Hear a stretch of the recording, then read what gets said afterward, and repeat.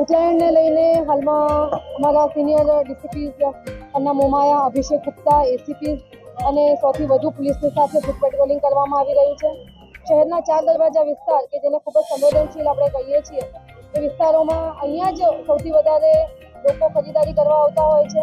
તો એને પણ ધ્યાનમાં રાખીને અને સંવેદનશીલતાને ધ્યાનમાં રાખીને ફૂટ પેટ્રોલિંગ કરવામાં આવી રહ્યું છે અને જે લોકોની સુરક્ષિતતાની ભાવના આવે અને શહેરમાં સારો માહોલ રહે એ એન્શ્યોર કરવા માટે અત્યારે માર્ચ કરવામાં આવે.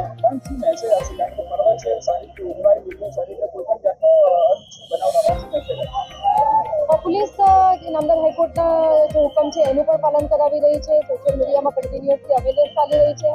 અમે ઓટો રિક્ષા અને અન્ય અલગ અલગ માધ્યમો દ્વારા પબ્લિકમાં વધારેમાં વધારે આ બાબતે એક જાગૃતિ આવે એના માટે પણ પ્રયત્ન કરી રહ્યા છીએ. સાથે સાથે કેસો કરીને 65થી વધુ